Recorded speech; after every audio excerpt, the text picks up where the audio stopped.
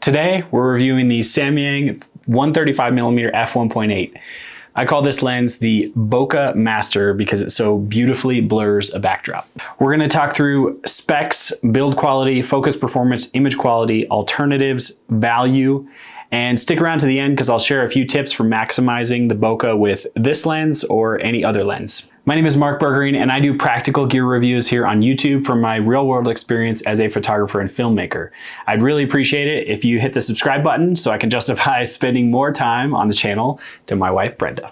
Okay, so what you really want to know is this a good lens? And the short answer is definitely.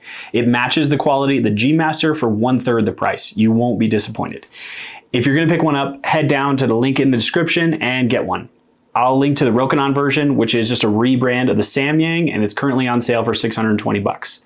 If you want to learn the difference between this lens and the G Master and why that one is triple the price, stick around for the rest of the video. All right, first up, let's talk specs. I'll throw the main specs on the screen here, but the main thing to know about this lens is that it's the 135mm f1.8 and it's the Bokeh Master. It's super sharp and an all-around awesome lens, I think. It's very similar to the Sony 135, but it differs in a couple ways. The first difference you're going to notice is build quality. This one is more of a plasticky design and the Sony is a metal exterior in the body. Despite it not being a metal body, this lens is super solid. The plastic feels rugged and it's similar to the V2 versions of the 35mm, 50mm, and 85mm that Samyang reintroduced as version 2. Basically, they added better quality weather sealing, better feel and rubberization on the focus ring, and it feels solid without feeling too heavy. It has a focus hold button, a M1, M2 mode switch, which I use for auto manual focus, and a focus range selector, which is helpful if you're trying to avoid focus hunting in, say, a dark environment. It has a rugged feeling lens hood, which is important for keeping sun off the front element here and getting high contrast images. It balances nicely on the Sony A7 series of camera. This is the A7R5, and I like the way it feels. The main feature I'll be talking about with this lens is the f1.8 aperture, because that is what makes the bokeh. Combine that with the 135mm focal length and it's awesome. Next up, let's talk focus performance. In regards to focus performance, this lens is pretty good. It's not as good as the Sony G Master. I used it to photograph some theater performances, and with a super dark stage, it did pretty well. It would hunt a little bit, but as soon as you found an object to lock onto that had some contrast, it would do pretty well. I found that it locked on to people especially, and this is mainly a portrait lens for me, so that was my top priority. Despite that, definitely don't recommend using it for action sports. Anything with fast moving subjects is probably going to be a challenge for it. If you need focus performance, the Sony G Master is going to be your best bet.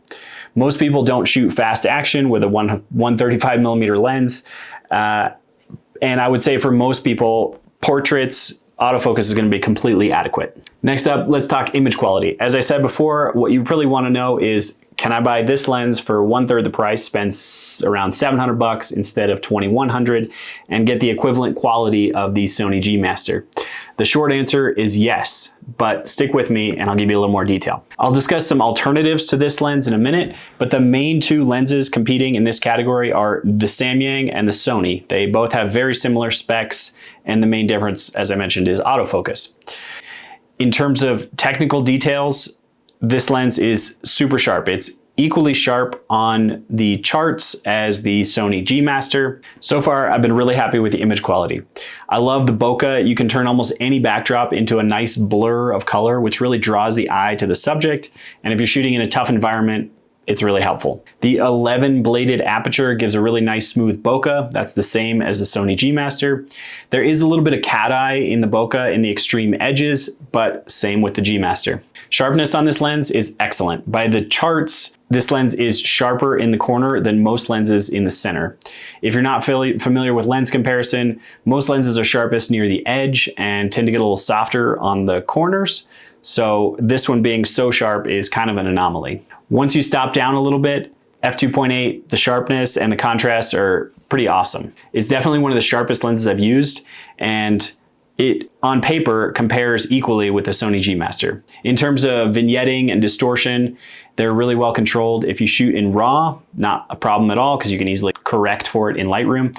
But if you shoot JPEG or video, it's still not much of a problem. There is a slight vignette, but it's minor. A few of the sample images I reviewed with this lens did show a little bit of issues with flaring.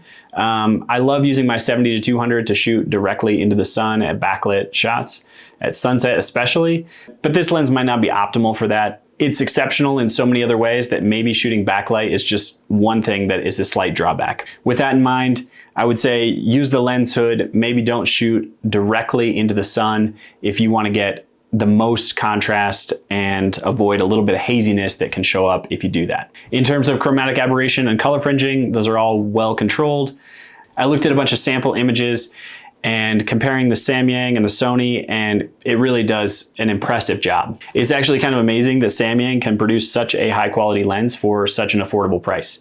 So 2100, 700, I find them to be quite similar when it comes to image quality. So that brings me to alternatives. In this focal length, there's not a lot that meet the same specs as the Sony G Master and this Samyang lens. 135, f1.8. If you're willing to step down to f2, I believe there's a Zeiss option. If you're willing to opt for manual focus, that could be an option. But if you want autofocus and the same specs, these are basically your two options for the Sony system. As I mentioned, with the main difference being autofocus speed, I would say that the Samyang is an impressive cost savings. Another option could be adapting the old Sigma Art lens, but it tended to be pretty heavy and bulky, and so getting a native E-mount, I would say the Samyang is a better option. The reality is, if price is a factor at all, the Samyang is the obvious choice. It kind of amazes me that they were able to squeeze so much quality out of such an inexpensive lens. I don't know why you'd pay the premium for the Sony unless autofocus was your main concern. The reality is, the 135 f1.8 is kind of a specialty lens. It's specific to shooting blurred backdrop portraits, I would say, is the majority of what people use it for. And spending $2,100 on such a specialty lens is kind of reserved for a narrow niche in the market. So if you're in the market for a Bokeh master lens, head down into the link in the description, pick up the Samyang 700 or maybe even the Rokinon, which is currently on sale for $620. All right, lastly, I want to give a few tips for maximizing bokeh with this lens or any other lens. So bokeh is a factor of three things: the maximum aperture of the lens, f1.8 in this case, the focal length, and the distance from your subject and the distance from your subject to the backdrop. To get the maximum amount of bokeh, you're going to want to shoot with the lowest aperture. So whether that's f1.2, f1.4, or f1.8 on this lens, you're also going to shoot with the longest focal length you have. So you're going to get more bokeh out of a 135 as opposed to, say, a 50mm lens, which I will be reviewing later. So opt for the longest focal length you can. And lastly, get as close to your subject as you can and get your subject as far from the backdrop as you can. So if you optimize all three of those things, aperture, focal length, and distance, you're gonna get the most bokeh out of any lens. Now you can get bokeh out of even like a 16mm lens if you get super close to your subject and your backdrop is far in the distance.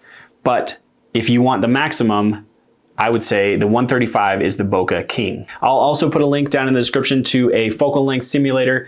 It's an interesting way to experiment and get a sense in your mind for how focal length, aperture, and distance all factor in. You can slide these three sliders on this simulator and it really gives you a feel without having to go out and try a whole bunch of different lenses and camera settings for how bokeh responds. Oh, and one more factor I forgot to mention is sensor size. So I kind of assumed you're working on a full frame camera, but the larger your sensor, the more bokeh you're gonna get. So if you shot with, say, the medium format Fuji GFX 100, you're gonna get more bokeh than you would on a full frame. On the other hand, if you shoot with Micro Four Thirds, APS-C, you're gonna get less bokeh than if you are shooting with a larger sensor. So I hope that helps you understand and get more bokeh in your images. It's a really fun effect to play with. One way to practice with bokeh is to find some market lights or city lights. I like market lights because they tend to be in interesting places, but any sort of city lights or lights in the background will be effective. You can play around different focal lengths and different apertures and get a feel for how bokeh works. So to wrap things up, I really enjoyed using this lens. I've rented the Sony in the past for a few different shoots, and if I ever have a situation where I want the most bokeh, incredibly sharp images, I'm definitely gonna be picking up the Samyang. I have it now, I'm not sure if I'm gonna keep it, but most of the time I prefer an 85mm lens because it's a little bit more versatile to work with. You don't have to be as far away from the subject, and it's just a little bit more forgiving. But when I want maximum bokeh, I'm definitely gonna be reaching for the Samyang 135 f1.8. Thanks so much for watching, and please subscribe so you can see my review of the Samyang 50mm f1.4. I'll be releasing that soon. See you in the next video.